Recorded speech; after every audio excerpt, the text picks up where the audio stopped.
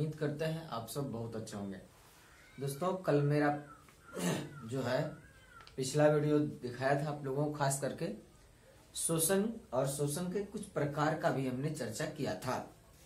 इस पर बात आती है मुख्य रूप से मुद्दा का, जो बताए थे हम शोषण क्या है, जिसमें हमने ये भी बात बताया कि शोषण हमें क्यों जरूरी है, क्या बिना शोषण के हम लोग जीवित रह सकते हैं। आप लोगों को हम थोड़ा पिछला वीडियो का कुछ बात जिक्र करते हुए आगे बढ़ेंगे। खास करके पहले हमने बताया था आपको अनोक्सी शोषण।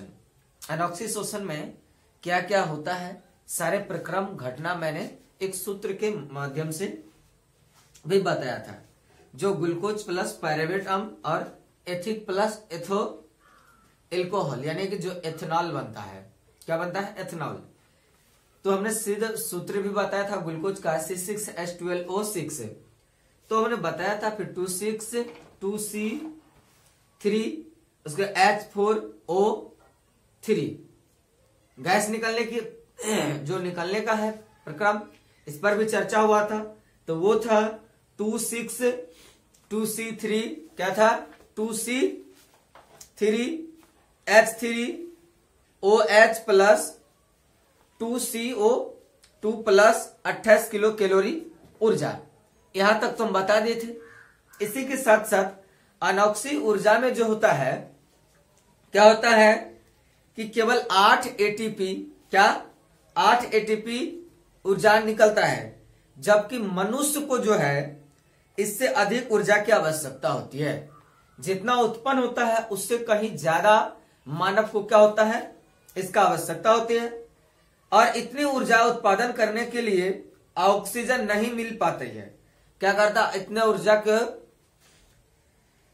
तो ऑक्सीजन नहीं मिल पाती है। कहीं ना कहीं ये क्या होता है, हमारे लिए हानिकारक दुष्परिणाम साबित भी हो सकता है।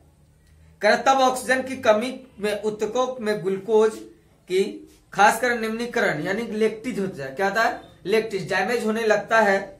तो अम्ल का जो है, लेक्टिज अम्ल का क्या हो जाता है, अम्ल बन जाता है, जो पेशियों में क्या होती है, जाम होता है। पेशियों में खास करके हमारे जो मज्जा है, बोन मेरो यानी अस्थि मज्जा या उत्तक कोशिका, इन सारे जगहों पर पहुंचने की कहीं ना कहीं प्रक्रिया कम हो जाती है। इससे थकान की अनुभूति हमें क्या होती है। ऐसा पर बिना आराम किए अधिक कार्य करने से होता है। आराम करेंगे नहीं, लगातार खटते रहेंगे मशीन की तरह, तो मतलब पूरा लगेगा कि बॉडी हमारा काम करना बंद कर दिया, थकावट जैसे महसूस होने लगता है। बाद में आराम के समय यह लैक्टिक अम्ल पुनः ऑक्सीकृत हो जाता है। जब हम लोग आराम करते हैं, सो लेते हैं, एक आध घंटा आराम कर लेते हैं, यानी बुद्धि को रिलैक्स एकदम फ्रेश महसूस होता है, तब कहीं ना कहीं क्या होता है, लैक्टिक अम्ल पूरा होता है और थकान क्या होता है, दूर हो जाता है। तो जब थकान दूर हो जाती है तब जो क्या होता है, तब आपका खास करके बात आता है ग्लूकोज और लैक्टिक अम्ल। क्या, ग्लूकोज प्लस लैक्टिक अम्ल प्लस ऊर्जा। तो ग्लूकोज ऊर्जा का ही स्रोत है एक प्रकार का, तो ग्लूकोज का फिर क्या तो होता है, तब आता है सूत्र बनता है उस समय, तब सूत्र बनता है C6H12O6 एरो का चिन्ह, तब आता है 2C3H6O3, क्या बनता है, O3 प्लस ऊर्जा।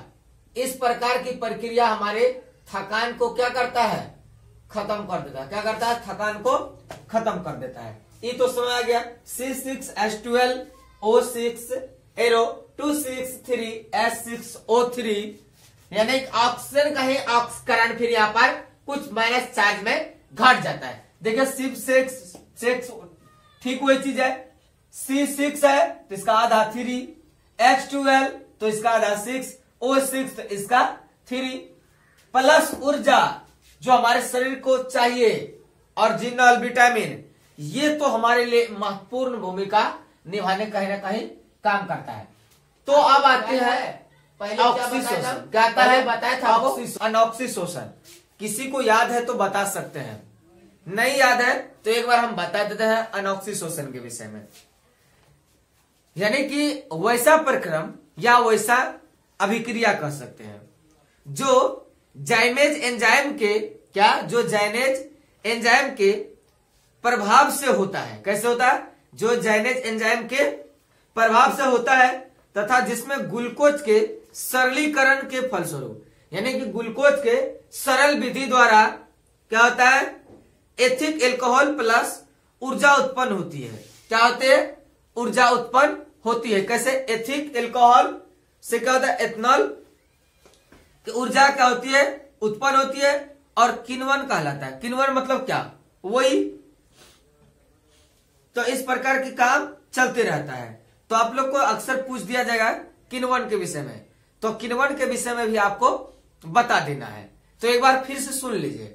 वैसा प्रक्रम, कैसा प्रक्रम, यानी कि अनॉक्सी शोषण का वैसा प्रक्रम जो जाइमेज एंजाइम के प्रभाव से, क्या, जो जाइनेज एंजाइम के प्रभाव से होता है तथा जिसमें ग्लूकोज के सरलीकरण, ग्लूकोज के जब सरलीकरण होता है तब ऐसा अक्सर होता है। इसका रिजल्ट जो होता है, फलस्वरूप क्या होता है, एथिक एल्कोहल एवं ऊर्जा उत्पन्न होता है। क्या होता है?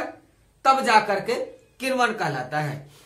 तब सूत्र क्या होता है, तो ठीक वही रहता है कि जैसे यहां देखिए ग्लूकोज आएगा तो इसके ऊपर जो है खास कर क्या आ जाएगा, तो यहां पर आ जाएगा जाइमेज, नीचे आ जाएगा ईस्ट, फिर सूत्र क्या रहेगा, तो ठीक वैसा ही जाएगा। तो यहां पर 2 ही हो जाएगा प्लस 2CO3 प्लस ऊर्जा, यानी कि 25 किलो कैलोरी ऊर्जा उत्पन्न हो जाएगी। चलिए ये तो समझ में आ ही गया है। आगे लेकर के चलते हैं आपको। अब जो बातें हैं आपका ऐसा दोस्तों कि जानना इसको काफी इंपोर्टेंट है। यानी ऑक्सीशोषण, ऑक्सीशोषण में होता है कह रहा है कि यह शोषण की वे अभिक्रिया, यह शोषण की वे अभिक्रिया जिनके लिए ऑक्सीजन की आवश्यकता होती है।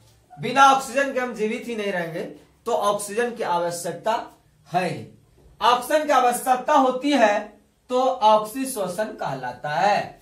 पूछ लिया जाएगा आपसे कि बताइए ऑक्सीशोषण किसे कहते हैं, तो हम कह सकते हैं कि वह प्रक्रिया है या वह शोषण की अभिक्रिया जिनके लिए ऑक्सीजन की आवश्यकता होती है, तो ऑक्सीशोषण कहलाता है।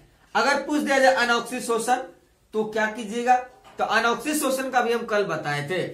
कभी कभी ऑक्सीजन के अभाव में क्या होता है, कभी कभी ऑक्सीजन के अभाव में भी शोषण की क्रिया होती है, जिसके फलस्वरूप ग्लूकोज का केवल आंशिक निम्नीकरण होता है। क्या होता है, ग्लूकोज का आंशिक निम्नीकरण होता है और बहुत कम मात्रा में, यानी नहीं के बराबर में ऊर्जा बनता है, तब इसे क्या कहता है, ऑक्सीशोषण नहीं बल्कि अनऑक्सीशोषण कहलाता है। यानी ग्लूकोज का मात्रा तो बननी चाहिए ही, लेकिन नहीं के बराबर बनेगा तब जाके क्या कहलाएगा, तो अनऑक्सीशोषण कहलाता है। अंडर आगे फिर देखिए क्या कह रहा है। यहां तक तो आपको समझ में आ ही गया खास करके। आगे देखिए क्या कह रहा है। इसमें अब आता है ग्लूकोज का ये जो है, किस प्रकार ग्लूकोज अलग अलग पथों में क्या करता है, विखंडन होता है, टूटता है। सबसे पहले ग्लूकोज का सूत्र, फिर आता वही C6H12O6, ये तो आपको सुना है, ये ग्लूकोज।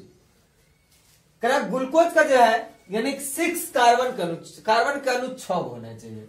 ये जो हमने तीर दिया यानी कि निकल रहा है, पाइरुवेट यानी 3 कार्बन प्लस अणु ऊर्जा के लिए।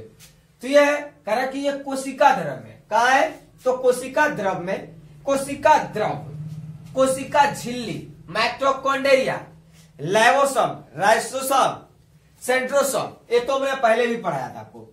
तो पाइरुवेट यानी कि 3 कार्बन अणु प्लस ऊर्जा, इस पर तो मिलेगा जाकर। तब फिर क्या कह रहा है, ऑक्सीजन, क्या ऑक्सीजन की क्या कह रहा है, उपस्थिति में, क्या अनुपस्थिति में, जब ऑक्सीजन न रहे तब क्या कह रहा है, अनऑक्सीशोषण क्या करेगा, ईस्ट कोशिका में। कौन कोशिका में, ईस्ट कोशिका में क्या करेगा, तो यह करेगा ethanol plus carbon dioxide plus क्या ऊर्जा, एथेनॉल प्लस क्या, ethanol plus carbon dioxide plus ऊर्जा 2C, यानी कि इस पर तू यहां तक तो समझ। ये पहला फॉर्म किसका, ग्लूकोज का विखंडन का। सेकेंड फॉर्म में क्या होगा, ऑक्सीजन के अभाव में पेशियों में क्या होगा। ये तो हो गया ऑक्सीजन की अनुपस्थिति में। पहला क्या हो गया आपका, ऑक्सीजन की अनुपस्थिति में। लेकिन अब डायरेक्ट करा ऑक्सीजन के जब अभाव हो तब, बात बड़ा फेरा है। जब ऑक्सीजन का अभाव होगा तो क्या है, क्या करा, आवश्यकता होती है। लेकिन पहले क्या कहा था, अनॉक्सिक शोषण में उसमें अभाव होता है। जब अभाव होगा तो नहीं के बराबर ग्लूकोज का निर्माण होगा, शरीर में ताकत खत्म हो जाएगी और भोजन पचने की काम जो है ठप पड़ जाएगा। ये तो समझ आ गया। तो ये करा ऑक्सीजन का अभाव में तब क्या होगा, पेशियों में जो हमारे मांसपेशियां हैं उस पर, तो कह रहा इसमें लैक्टिक अम्ल प्लस ऊर्जा, क्या, लैक्टिक अम्ल प्लस ऊर्जा, यह होता है। अब तीसरा फॉर्म में क्या कह रहा, अब देखिए अदाकारा का क्या कह रही है, कह रहा कि ऑक्सीजन की उपस्थिति में। पहला देखिए ऑक्सीजन की अणु की उपस्थिति में, दूसरा ऑक्सीजन के अभाव में, तीसरा ऑक्सीजन की उपस्थिति में। एक तो आ गया पहले ऑक्सीजन की अणु की उपस्थिति में, ऑक्सीजन में जो अणु मिला हुआ है, अणु परमाणु तो पड़े होंगे उसमें। दूसरा ऑक्सीजन का अभाव में, जब नहीं रहे। अब कह रहा ऑक्सीजन की जो उपस्थिति रहे, जब वहां पर पूरा मिलता है तब क्या होगा भाई, तब कह रहा है यह जो खास करके माइटोकॉन्ड्रिया, कहां पर, माइटोकॉन्ड्रिया, माइटोकॉन्ड्रिया कहा जाएगा, कार्बन डाइऑक्साइड प्लस जल प्लस ऊर्जा। तो carbon dioxide CO2 plus H2O plus क्या, ऊर्जा। यही तो सूत्र बन रहा है, कोई दिक्कत। CO2 प्लस H2O प्लस ऊर्जा, कार्बन डाइऑक्साइड प्लस जल प्लस ऊर्जा। यहां तक आपको कोई दिक्कत नहीं हुआ होगा, ये तो समझ में आ ही गया है। अगले दिन जो है जंतुओं में गैसों का विनिमय, क्या बताएंगे, जंतुओं में गैसों का विनिमय किस प्रकार आदान प्रदान होते रहता है, पादप का, मनुष्य का, जीव जंतुओं में, छोटे छोटे कीड़े मकोड़ों में। एक बात और आपको ध्यान में रखना चाहिए, अलग अलग जीवों में शोषण का प्रक्रम अलग अलग हिसाब से होता रहता है। तो आज के लिए इतना ही रखे हैं, फिर हम अगले वीडियो में आपसे मिलते हैं। दोस्तों नमस्कार।